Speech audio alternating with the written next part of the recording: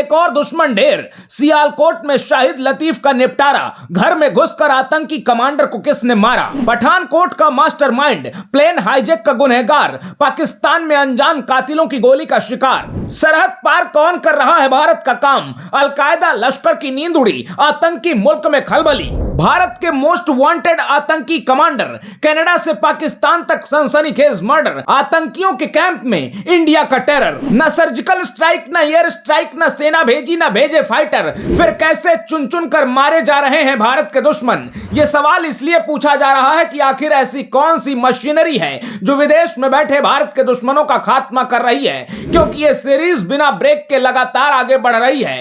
इस बार पाकिस्तान के सियालकोट में भारत के मोस्ट वांटेड आतंकी शाहिद लतीफ की हत्या कर दी गई। अनजान हमलावरों ने लतीफ को सियालकोट में गोली मार दी। साल 2023 में यह पाकिस्तान के अंदर भारत के छठे मोस्ट वांटेड आतंकी का मर्डर है। इसकी पूरी डिटेल आपको बताएंगे, लेकिन सबसे पहले आप सियालकोट में मारे गए खतरनाक आतंकी शाहिद लतीफ की कुंडली समझ लीजिए। लतीफ 2016 में पठानकोट एयरबेस पर हमले का मास्टरमाइंड था। पठानकोट में हमला करने वाले चारों आतंकियों को लतीफ ही हैंडल कर रहा था। लतीफ का जन्म सियालकोट में हुआ था और गुजरांवाला में रहता था। शाहिद लतीफ आतंकी संगठन जैश ए मोहम्मद का टॉप कमांडर था। लतीफ सियालकोट में जैश का लॉन्च पैड भी चलाता था और भारत में आतंकियों की घुसपैठ कराता था। 30 साल पहले वो भारत में था और 12 नवंबर 1994 को पहली बार गिरफ्तार किया गया। 16 साल तक भारतीय जेलों की हवा खाने के बाद 2010 में लतीफ को डिपोर्ट कर दिया गया।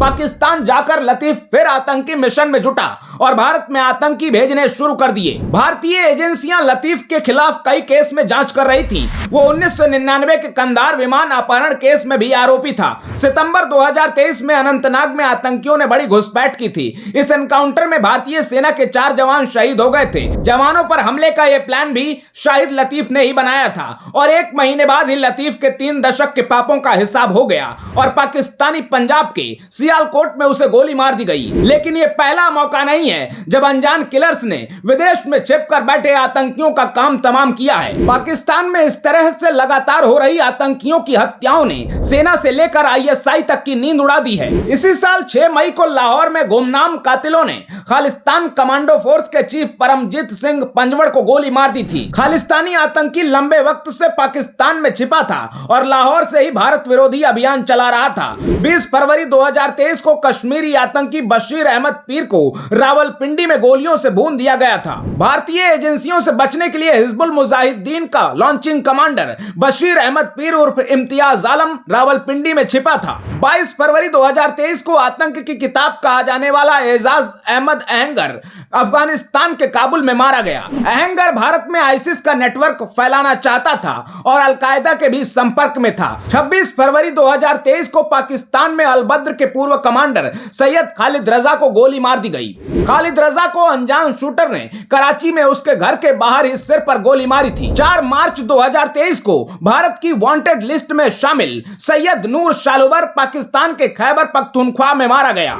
शालोबर पाकिस्तानी सेना और खुफिया एजेंसी आईएसआई के साथ मिलकर कश्मीर में आतंक फैलाने का काम करता था। इसके अलावा आतंकी मोहम्मद रियाज को पीओके में उस वक्त गोली मार दी गई जब वो रावलकोट की मस्जिद में जुमे की नमाज कर रहा था। कुल मिलाकर पिछले 1 साल में कनाडा, ब्रिटेन से लेकर पाकिस्तान, अफगानिस्तान तक भारत के दुश्मनों को चुन चुन कर ठिकाने लगाया जा रहा है, लेकिन अब तक इन अनजान कातिलों के राज से पर्दा नहीं उठ सका है। भारत के दुश्मनों का सफाया देश के लिए राहत की खबर तो है, लेकिन कनाडा विवाद के बाद इस मर्डर ट्रेंड को लेकर कई तरीके के सवाल भी उठने लगे हैं। इन घटनाओं पर आपकी क्या राय है, कमेंट बॉक्स में जरूर बताइएगा और सच्ची खबरों के लिए एबीसी भारत को फॉलो करना बिल्कुल ना भूलिएगा। आते रहिए। जय हिंद।